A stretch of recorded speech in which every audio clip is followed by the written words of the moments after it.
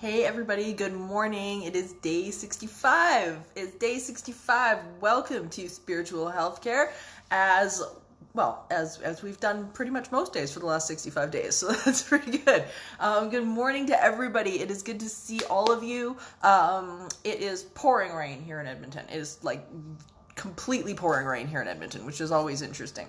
We don't get a lot of rain here, which is crazy, but we're all like prairie and stuff like that, so we don't get a lot of rain. Good morning to everybody. Good morning, Ed and Will and Marge and Patricia. Nice to see everyone. Hello.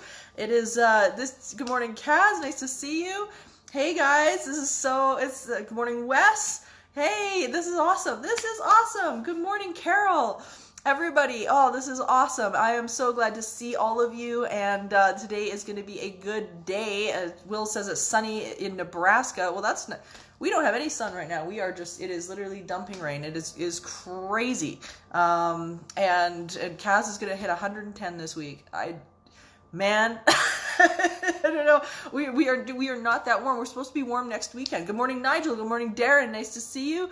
It's good to see all of you. We're gonna delve into some pretty cool stuff today. I'm really excited about it actually. The next universal law that pushes all of this stuff forward, and it's a biggie. Today is a biggie, and probably one of the most talked about, the most heard about, but we're going to delve into what it is and what that actually is at the end of the day, where it stems through history and stuff like that. So it's going to be really good. So Will says I'm paying for the 70 degrees yesterday. Yeah, I think so. Like it's good though, because Edmonton gets a lot of, or Alberta I should say, gets a lot of forest fires and stuff like that. So if we have some like days of heat and then some days of rain, that's actually a good thing, because man, we get crazy forest fires in the summer. Some of you guys may have heard of the Fort McMurray forest fires that were in Alberta a few years ago, and they devastated the oil town of Fort McMurray up north from Edmonton. So it's really nuts. Like we get intense forest fires. So yeah, it's crazy. So it's good that it's raining. Good morning, Lori. Nice to see you. It's good to see everybody this morning. We've got a great question that came in also that got posted in the group for Haunted Magazine, which I write for, and I thought this question was really good, and I thought we'd start off with this, and then delve into one of probably the most talked about universal laws on the planet, which is the law of attraction. So we're gonna grab onto that today and get into that and talk about where it came from throughout history, because it's got very deep historical roots, and we're gonna chat about where that came from and what that means for the paranormal and investigations and research and stuff like that, because it's deep. It's really deep. It goes a lot further than what we think about. Good morning, Sally. Nice to see you this morning. Good morning to everybody. I'm sure it's gonna be a nice day outside at some point. It's crazy. But I wanted to start off by talking about this question, because I thought this was super cool.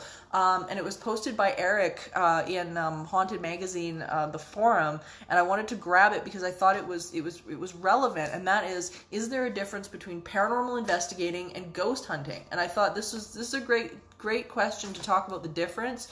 And setting intentions and all of those different things. So I thought that would be a really, really good spot to start today. And is there a difference between paranormal investigating and ghost hunting? You know, I mean, obviously there's some terminology differences. But my take on it, because it always has bugged me if somebody turns around and says, oh, I'm a ghost hunter or something like that. Oh, good morning, Carrie and Jay and Brandy and Shadow. Nice to see you guys. It's good to see you guys. So is there a difference? And I think there is. I've always associated the term ghost hunting with hobbyist, and a little bit less, maybe a little bit more of a thrill seeker side to what they're doing. It's and I think the term ghost hunting is kind of missing the point really, there's missing a core understanding of paranormal and psi research, and that is, it's just you don't hunt the things down. It's a matter of, you know, understanding that the more you turn inwards, the more you start to understand what's out there. So I think that the idea that there's this ghost and it's out there and you have to go find it is counterintuitive to what a lot of paranormal research is really about. And that's what we're going to talk about today also, is that, you know, so much of what we get is determined, you know, by where we're sitting and what we're projecting. So, you know, the idea of paranormal investigating versus ghost hunting, and especially paranormal investigating, to me, constitutes the idea of being able to go out into a location and actually do your research. You know, you're taking a more maybe skeptical approach or a more broad approach to the phenomenon that's going on, rather than looking for the hunt and the thrill. It's more about an understanding and a broader understanding of what's going on. And you might not find, you know, what you'd consider a ghost or something like that. You know, the paranormal investigating is something that, you know, you're investigating a phenomenon that you don't understand. So to me, there is a difference, and I think that's where I fall on that on that issue. Yeah, it bugs me when people say, "Oh, you're a Ghostbuster." It drives me nuts. I don't know. And I mean, God bless Dan Aykroyd. Like, you know, I love the Ghostbuster film so much, and you know, and the great thing about the Ghostbusters film is that, you know, his intention was to put it on the table as to you know, to make parapsychology you know, a name that you threw around the dinner table, and it was a household phenomena. And he did that, you know, But now I think it's like, you know, when we get into paranormal research and psi research and stuff, you know, being able to separate fact from fiction is becoming more and more and more important, especially now that we've got, you know, all of these different realities that are popping up, with ghost shows and ghost hunting shows and things like that, where, you know, they're faking stuff and there's stuff going on. Like, it's just crazy. It's all crazy. So anyway, yeah. So that's my take on that. I think there is a difference between paranormal investigating and ghost hunting for sure. So today we've been going through the universal laws over the last few days, and I think they're so important in understanding how these relate into psi research, because a lot of people kind of brush it all off as like, you know, it's woo-woo thinking and it's like, you know, new age crazy and stuff like that. And it's not at all. You know, a lot of these universal laws have very deep historical roots, and probably the one with some of the deepest historical roots is the law of attraction. A lot of people recognize it from things like the movie The Secret and stuff like that, and they think it was just sort of created as this phenomena, but in reality it wasn't at all. And probably one of the most one of the greatest teachers of today is Abraham Hicks, Esther Hicks, and whatnot. And The Secret film actually stole their concepts, and they had Esther Hicks in the original cut of the movie, which I ended up that was the first one that I had seen, and then the one they released out to the public, they cut Esther Hicks out of it because they didn't want to talk about the word vibration, and which makes no sense to me at all, because I mean, that is exactly what this is all about. It's about frequencies and vibrations. That's the core of it, and they wanted to cut that out because they didn't think people would get it, which is, to me, is insane. So but anyway, it's gonna be really good. So Brandy's asking where are the universal laws coming from. So they've been designated over the years, and we're going to talk about this a little bit, as where they've started from. People have begun to just sort of discover them and isolate them a little bit. I'm a affiliate with a great teacher, great counselor, great mentor, Bob Proctor, which is one of the Teaching the Living, we're affiliates in that regard. And he was able to isolate quite a number of them. So I highly recommend anything to do with Bob Proctor. But they've been isolated over the years. People have begun to understand them. People like Napoleon Hill, who wrote Think and Grow Rich. My great-great-grandfather, when he was channeling stuff with Louis Benjamin, they were isolating these things. And that was back in the 1900s. Carnegie was looking at them. J.P. Morgan was looking at them. Walt Whitman, Ralph Waldo Emerson. There's tons of these people. This goes right back to the Emerald Tablet, you guys. like that far back. It's pretty crazy. As above, so below, right? So as people are starting to understand the relationships between these things, then we can start to kind of unravel, what it is that's making our environment function. I ended up writing a bit about it in my book, Teaching the Living, because I thought it was so important. And I'll read you guys a little bit of this so that you can understand where some of the history is coming from. Beginning in the esoteric dialogues all over the world, the concept was laid out in the Emerald Tablets, as translated by Isaac Newton.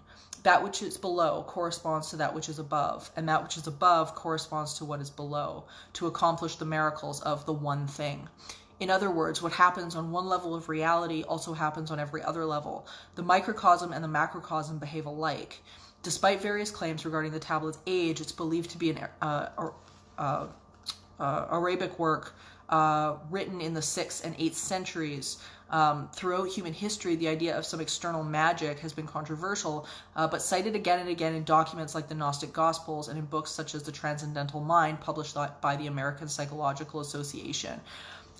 So it's really interesting. The Transcendental Mind, I highly recommend that, by the way, you guys. It was published by the American Psychological Association.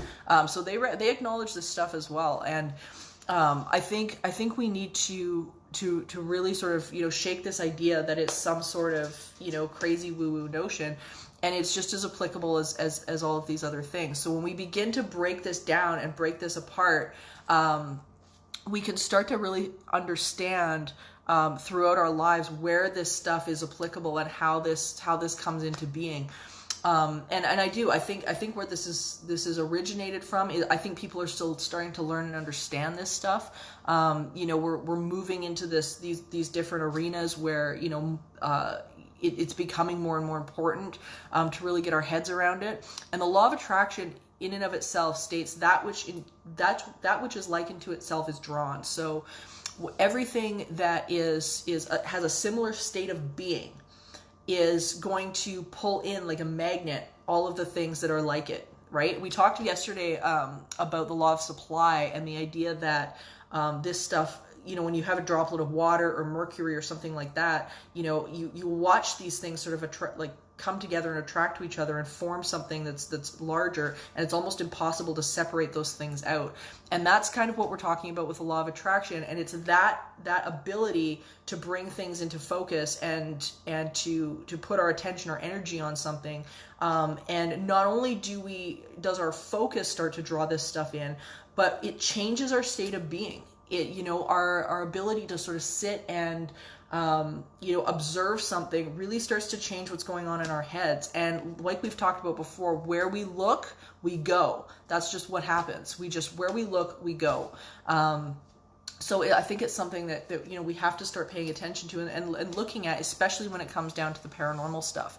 A lot of people don't realize just how much we are pulling in the things that are going on around us, and how our state of being, things that we're holding on to, damage that we're holding on to, and hurts and things like that, when they're still active within us emotionally, just how much that can end up creating in our world. And we see it probably most prevalently, at least with the paranormal phenomenon, with things like psychokinesis, like PK phenomenon, poltergeist phenomenon, where people get emotional and all of a sudden, bam, they have this outward burst of energy or burst of just this PK energy, this thought energy, and all of a sudden the stuff in their environment starts moving. Everything from chairs stacking to glasses shooting across floors, all sorts of things like that. There was a few classes ago I had mentioned that one of the things that they've discovered recently, and it was through one of the Spanish parapsychological foundations or associations, has been the fact that a lot of these objects have a metallic component to them, and those are the objects that tend to get moved more often.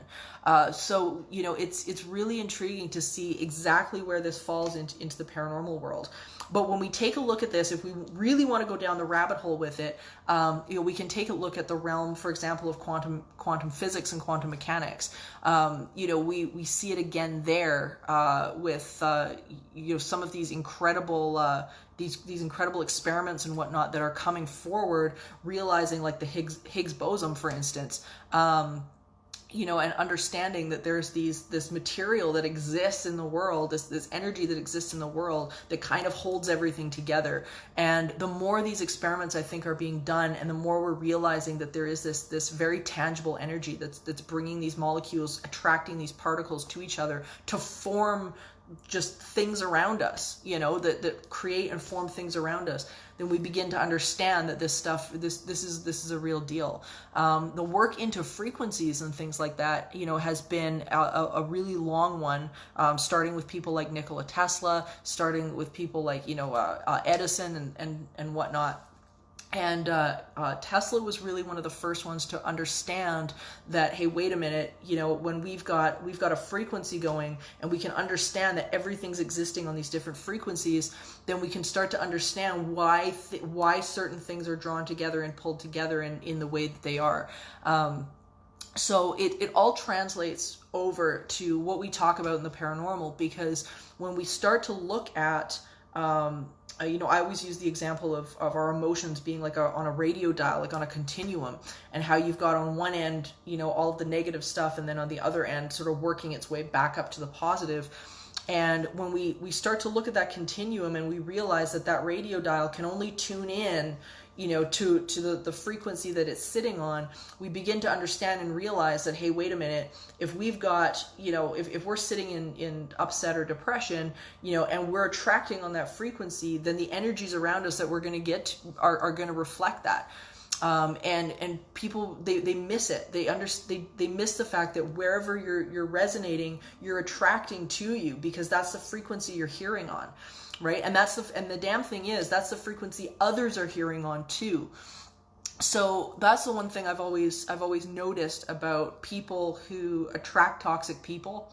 And this is always very interesting, because the argument so often has come up, well, why, for example, has a victim attracted a perpetrator, right?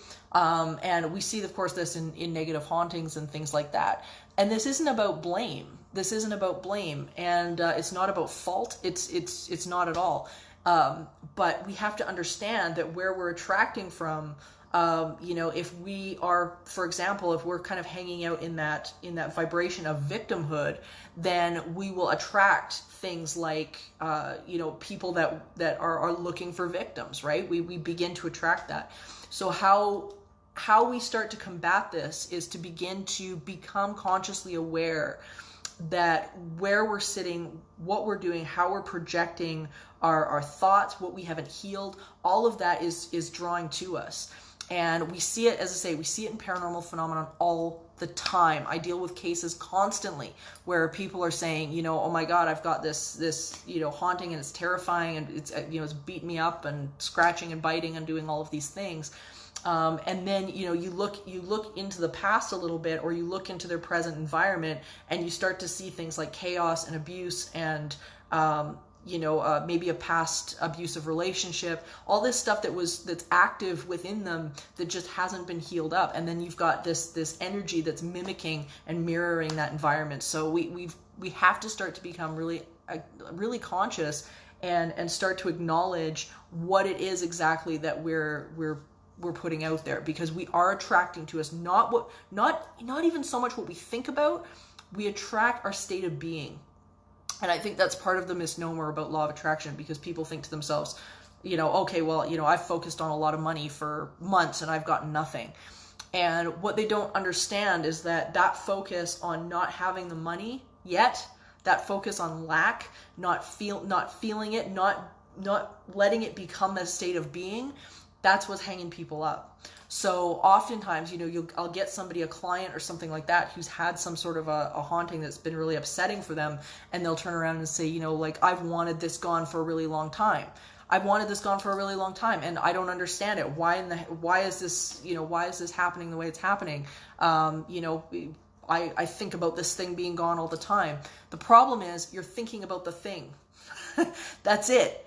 The fact that your energy and your focus is at the point where you're going, hey, wait a minute, I'm looking at this thing and I want this thing gone. Well, guess what? Your focus and your attention is still on the thing being there. So it's a real catch-22. And I think, and it's a lot of the reason I think why people turn around and they hear this stuff and they go, hey, wait a minute, this is crap. I don't understand this. I'm getting all these things that I don't want. Well, where's your attention? What's your attention on? Really? Is it still on the thing, or is it on the fact that you've got peace, or you feel abundant? Do you feel the level of abundance and peace you would before this haunting started? Probably not. There's probably that factor. And Kaz is saying it's like a vibrational dating site. Yeah, it kind of is, right? That's a great analogy. And Sally is saying you attract what you don't want. Yeah, it's really interesting. Because our focus tends to be predominantly on the lack or the missing of something, we tend to get more of it. It's really tough, especially when you're in this a place where you are missing something. Whether it be a person or a maybe like financial help, or whatever it is, whatever is glaring in your experience. It is really hard once something manifests to get your attention off of it. It's really tough because we are programmed as people to look at form. That's what we do. We translate form. We are so good at translating energy into form. It is so hard to get our attention off of it. And part of the reason why I really, really push to get people on the Teaching the Living program is to get them to understand before it happens, before it manifests into form, to pay attention to what it is they're thinking about, because on what it is they're being, what is going on with them, so that this stuff doesn't manifest to the point where it's really, really difficult to get your attention from it. It's Linda here. She's got a great analogy for it. She's like, letting go is kin to mailing a letter. Before email, we had to put the letter in the post box. We let go of the thought in the same way. Go do something else to occupy your mind. Absolutely, that's it, man. That's it. And it's being able to turn around and push that, and let that go. Ask for what you want. Trust in the supply. Trust in the supply, that the supply is enough, that it's going to fulfill that, and bam, it's amazing what ends up going on and happening. I've had some really crazy cool stuff over the years go on with myself in terms of this, and have brought in some absolutely incredible things. I've had some crazy, what people think is luck in my experience. It's pretty nuts. And it's none of it's luck. Absolutely none of it is luck.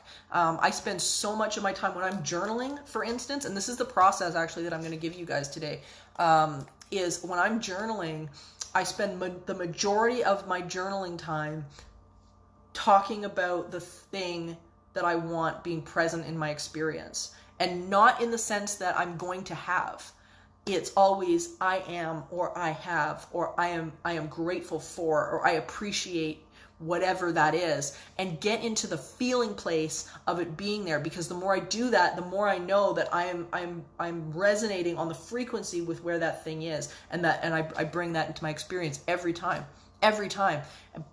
But the catch is, of course, you really do have to be conscious and present as to exactly what it is that's going on, and being aware of any sort of hitches that you might have going on within you. We all carry baggage and stories about things that have happened in the past. A lot of people, one of the big ones is religion. Especially when we get into paranormal research and things like that, people have baggage about how they grew up around religious beliefs about the paranormal and things like that. Some people have that to get over when they're dealing with this stuff. Some people, when they're trying to deal with money things and whatnot, they've had bad experiences with money, or they grew up broke, right, where they never actually felt abundant. They don't know what that feels like. And that's oftentimes where we really do have to have the best imagination that we can, and be able to sit with that, meditate on that, and start to feel what it is, to have that. And as I say, once something is manifested, man, it is hard to get your focus from it, because when you've got a haunting, for instance, that's going on that you're not happy about, that can be really tough. And this is one of those situations. People will often ask me, they'll have a family member pass away or something like that, and the family member, the spirit of the family member will come and visit the some family member in the household that didn't really care too much. Like, and the, the person that was close to them is going, what in the hell? Like, why did they go visit this person and I haven't heard anything from them? And this is the kicker with this. Is, here you've got this person who is really attached to this individual and is missing them horribly and is noticing the lack of them, noticing that they're not there way more than the person who really didn't care all that much. And, those people are the ones that end up, because they're in that space of less resistance towards what it is that they want, they end up getting the encounter, and the person who is like really missing that person doesn't bring it into their experience because they're not in the receiving place. They're down there in lack and upset and whatnot, and they're, so it's really a catch-22. But law of attraction, that's really what it is. It goes back throughout history, and it is the idea that we can move through these experiences and really bring through us what it is that we want in our life. And I think another one of the points that I'll bring up around this, which I think throws people as well a little bit, is the idea that we are bringing these outside objects to us. And I haven't found that to be the case at all. And so the name law of attraction can kind of be a little bit misleading in some ways, because I don't think it's necessarily that we bring it to us. I think we bring it through us. I think we become that vibration, and then we are able to turn around and create, because we create in our own reality. We can't create in other people's. We just can't. That's why you'll get a haunting where there's like 3 people in a house and 2 are experiencing it and the other person sees nothing. It depends on where that person's reality is and where their frequency is. That's all it is.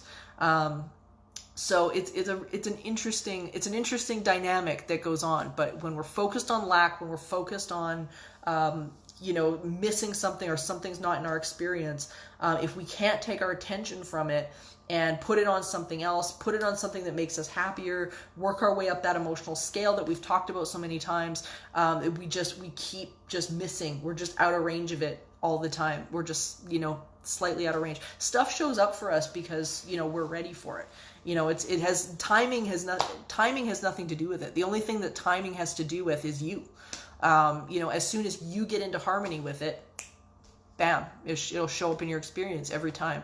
And that's one of the reasons why I think, it really becomes the long-term solution to hauntings and things like this, is that once we get the fact that, we're creating in our experience, and what is happening is where our attention is going, it changes. It changes everything, and it really does change things for the long term, which I think is ridiculously important.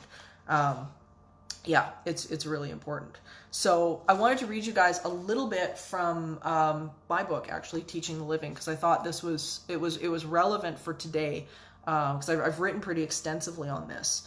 And I want to give you guys a little bit more background into the science side of it, so that you guys have a little bit more of an understanding as to where all this stuff is coming from.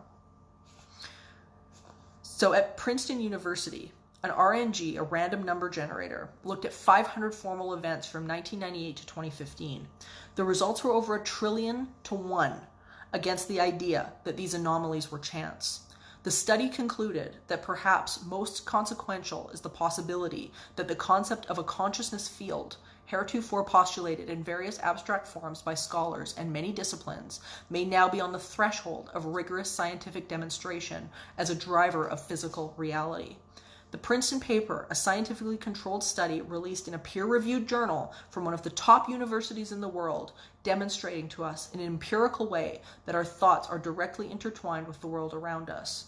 Consciousness cannot merely be created by the brain if it is able to have causal effects on the world around us. This can no longer be thought of as New Age hokey pokey. This is just one study that comes from one of the highest levels of the scientific community. And I think the more we get this, the more we understand it, the more this is going to change. It's going to change our world. It's going to change our world.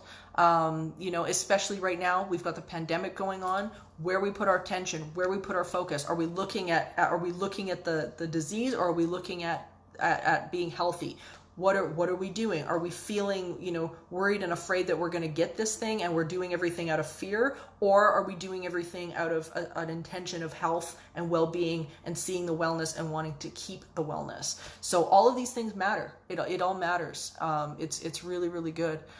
Linda's saying here, cheerfulness gets me through a lot of stuff. I can't stand to be in a negative place. Yeah. And I think this is the other thing, and we talked a little bit more about this, the other day, when we were talking about the law of thinking. This was about 2 classes back, I think, for those of you guys who missed the last couple.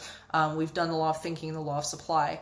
And, when we start to look back on some of this stuff, that's where we can begin to understand that negativity even is the same subject matter as cheerfulness or joy. Here we've got 2 sides of one thing. It's all the same. It's all the same thing. It's all the same issue, but it's 2 sides of one thing. And we get to decide, which side of that we want to pivot to. Are we doing things because, or like, for example, watching the news. Here's a good one. Watching the damn news, man. It's like, it's crazy because it's all you hear about is the virus and things like that. And I think there's a way to watch it where you can become very conscious of what your intention is when you sit down to see something like the news. Are you watching it to stay informed on how you're going to keep going with your wellness and your well-being, or are you watching it because you're getting riled up and you're getting a piece of information that is it's freaking you out and you're focusing on negative, and we have to pay attention to how we're watching it. What is our intention when we sit down to do this? And there's a few news networks out there. I'm not going to name names, but there are a few news networks out there, man, that they are all about the fear mongering. Like that's what they're looking at all the time. It's like, this tragedy, that tragedy, all of these things that are just, and it really does get into your psyche after a while if you watch that stuff too much. It's not good for you. So that being said, I wanted to give you guys a to-do today that is actually happening tomorrow. Through the Forever Family Foundation, which is one of my favorite foundations for grief and loss and consciousness and mediums, and they are the real deal. These guys are the real deal, and they are hosted by, it was an organization formed by Lloyd Auerbach, who's one of my favorite people in the field. He's just fantastic. He's so knowledgeable, and he has got a great webinar coming up tomorrow. And it's called Mediums on the Spot. And he's going to be actually presenting it. He's got 2 mediums that are going to be there. And it's an opportunity to learn about mediumship from their perspective. It's really cool. So I'm going to post a link to that if you guys wanted to join. For the people who are members of the Forever Family Foundation, it's only $6. To do it. The membership is free, so you may as well just sign up for it. It's a fantastic foundation, so you may as well do that. It's $6 to go. But I'm going to post that link for you guys, so if you want to check it out, because they just host great stuff, like really good stuff. And the webinar is from 9 to 10:30, so I think it'll be really, really cool. It's going to be fun. So anyway, everybody, we can't go into the rest of our day without some health affirmations. I hope that was a bit more understanding about the law of attraction on a level which it relates to the paranormal and psi phenomena and where it comes from, where the roots of this come from. So everybody take a breath.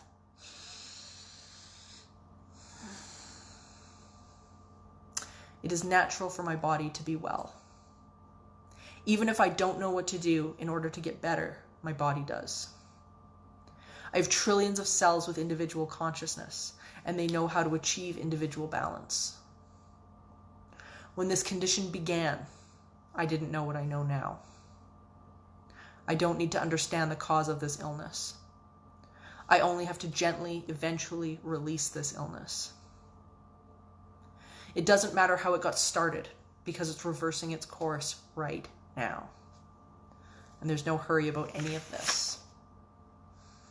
My body knows what to do. Well-being is natural to me. My inner being is intricately aware of my physical body.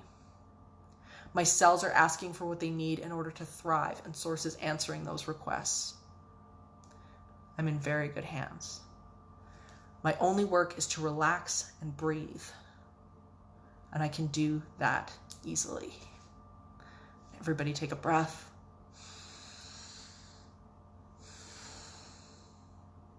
I hope you guys got something out of today. I hope that helps to impact how you are moving about your day today, and to begin to work some of these processes so that you can start to see some results in your experience, whether it's a haunting, whether it just be day-to-day things, and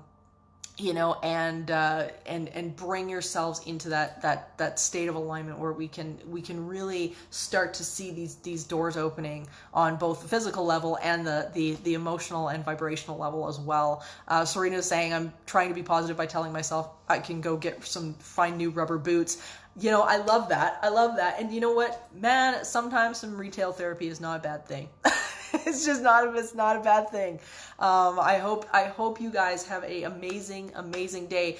Sally's saying, I love the affirmations. Yeah, the affirmations, there are some of these that actually come from the amazing Abraham Hicks as well. So yeah, so that's where some of those fuel from. So check their stuff out. They're amazing. So I will post the link to the webinar for those of you who are interested, and I will see you guys tomorrow on Spiritual Healthcare. We cover another universal law, so I will see you guys then.